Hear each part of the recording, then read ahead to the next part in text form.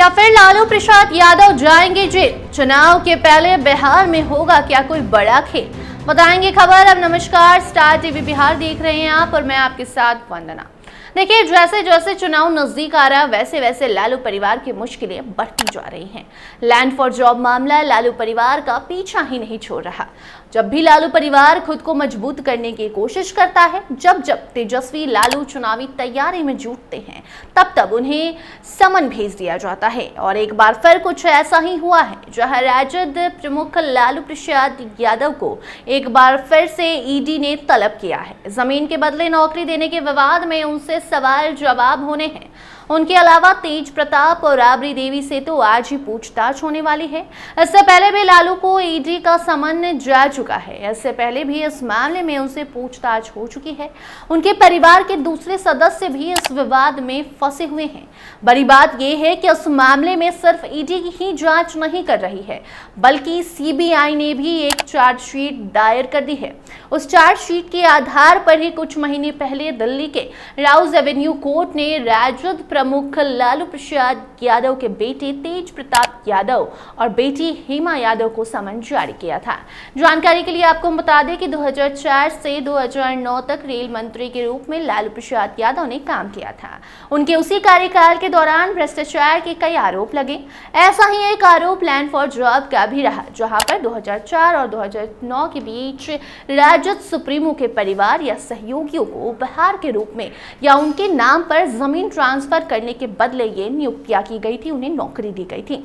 जांच में पता चला था कि परिवार के नाम पर जमीनें लिखवाकर मुंबई, जबलपुर, कोलकाता, जयपुर और हाजीपुर में रेलवे में नौकरियां दी गई थी।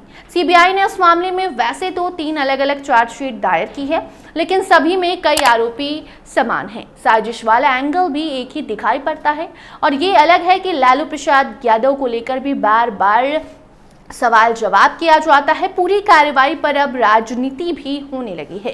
यहाँ पर समझने वाली बात यह भी है कि शुरुआत से ही इस मामले में सीबीआई ही शामिल रही है, लेकिन कुछ समय पहले मनी लॉन्ड्रिंग का एक एंगल भी निकलकर सामने आया था। ऐसे में पूरी मनी ट्रेल को समझने के लिए ईडी को शामिल किया गया और अब दूसरी जांच एजेंसी ने भी लालू को समन भेज दिया है। लैंड फॉर जॉब मामले में बिहार के पूर्व मुख्यमंत्री राबड़ी देवी से ईडी के द्वारा पूछताछ के लिए आज बुलाए जाने मामले में जमकर अब बिहार में राजनीति भी हो रही है। एक तरफ जहां सत्ता पक्ष इसे सही बता रहा है, तो वहीं दूसरी तरफ राजद सहित तमाम विपक्षी पार्टियों ने इसे साजिश करार दिया है। आप पहले सुनिए राजद विधायक भाई वीरेंद्र ने क्या कुछ कहा। कैसी है तो हम लोग कोर्ट का सम्मान करते हैं और कोर्ट में जो पूछी जाएगी बात वो हम लोग कहेंगे। की कार्रवाई सही हो रही है? नहीं, कार्रवाई तो सही नहीं हो रही। इसलिए नहीं हो रही है कि जनता, पूरे बिहार नहीं पूरे देश की जनता जान रही है कि जब जब गरीब के लोग, गरीब की जो काम करने वाले लोग हैं, गरीबों के उत्थान करने की बात करते हैं, गरीबों को सम्मान दिलाने की जो बात करते हैं, उसको किसी न किसी तरह फंसाने का प्रयास किया जाता है। ये इतिहास गवाह है। इसलिए आदरणीय लालू प्रसाद यादव और उनके परिवार को, क्योंकि सामाजिक न्याय के योद्धा है और सामाजिक न्याय में जिनको कुर्सी नहीं मिलती थी, जिनको कोई अधिकार नहीं था, थाने तक नहीं जाते थे, उसको थाना और ब्लॉक तक पहुंचाने का काम गरीबों को आदरणीय लालू प्रसाद यादव ने किया।